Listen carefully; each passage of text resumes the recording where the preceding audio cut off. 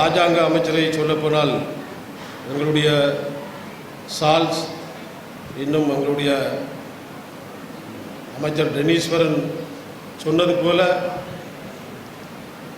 நடுவண் அரசிலே உண்மையை கல்விக்கான ஒரு இராஜாங்க அமைச்சர் ஒரு தமிழராக கிடைத்தது உண்மையிலே எங்களுக்கெல்லாம் பெருமையும்,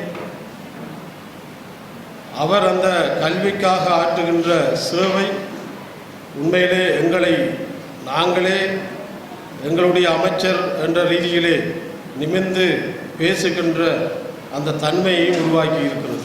கொழும்பிலே பேச வேண்டுமென்றால் எங்களுக்கு ஒரு தைரியம் அண்ணன் இருக்கிறார், அவரை பிடிச்சிட்டு செய்யலாம். அப்படித்தான் நிறைய விஷயங்கள் நாங்கள் செய்துட்டு வரோம். அந்த வகையில் இந்த மன்னார் மாவட்டம், குறிப்பாக வன்னி மாவட்டம்,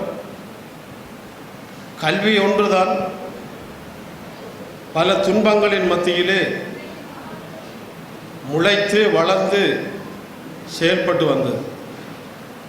அதற்கு காரணமாக இருந்தவர்கள் எங்களுடைய வலய கல்வி பணிமனை, எங்களுடைய ஆசிரியர் பெருந்தகைகள். போர்க்காலத்தில் கூட அவர்கள் துப்பாக்கி ஏந்தவில்லை. கடமையின் நிமித்தம் தங்களுக்கு பணிக்கப்பட்ட பாடசாலைக்கு சென்று தனது குடும்பத்தை மறந்து கடமைக்கு சென்ற எங்களுடைய ஆசிரியர்கள், வலய கல்வி பணிமனை உத்தியோகத்தர்கள் துப்பாக்கி அவைகளுக்கு பலியானார்கள். அவர்களுடைய அந்த பொது நோக்கு மனப்பான்மை என்பது இன்றைக்கு எங்களுடைய மாவட்டத்தை கல்வியிலே ஒரு அளவிற்கு வளர்த்து வைக்கின்ற ஒரு நிலை காணப்படுகின்றது.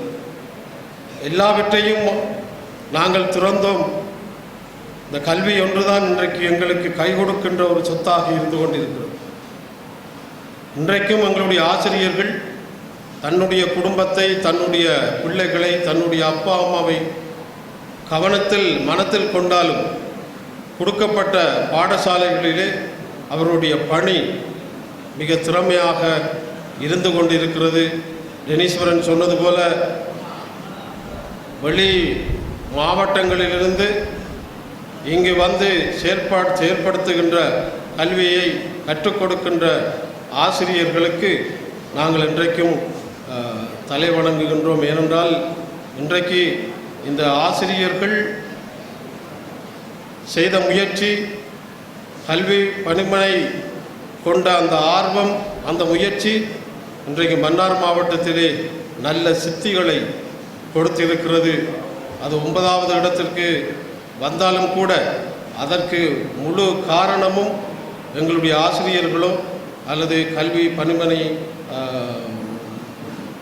உத்தியோகத்தர்களோ அல்ல, எங்களுடைய வளப்பற்றாக்குறை. இந்த வளப்பற்றாக்குறையை உண்மையிலே தீர்க்கப்படுமாக இருந்தால் நிச்சயமாக நாங்கள் யாழ்ப்பாணத்துக்கு இணையாக எங்களுடைய வன்னி மாவட்டம் திகழும் என்பதை நான் இங்கு குறிப்பிட விரும்புகிறேன். ஆகவே எங்களுடைய அண்ணன் அவர்கள் உண்மையிலே அவருடைய இந்த காலத்தில் அவரை பயன்படுத்தி எங்களுடைய பாடசாலையின் வளங்களை பெறுகின்ற அந்த சந்தர்ப்பத்தை நாங்கள் அவரை நிச்சயமாக நல்ல முறையிலே பயன்படுத்த வேண்டும். பயன்படுத்துகின்ற போதுதான் அதன் பெறுபவர்களை நாங்கள் பெற முடியும். ஆகவே எங்களுடைய கிடைத்த எங்களுடைய இராஜாங்க அமைச்சர் எங்களுக்கு ஒரு கௌரவத்தை கொடுத்திருக்கிறார். அவர் ஒரு தமிழனாக இருக்கிறார். ஆகவே எங்களுடைய இந்த போரால் பாதிக்கப்பட்ட எங்களுடைய பிரதேசங்களிலே அவருடைய கரிசனம், அவருடைய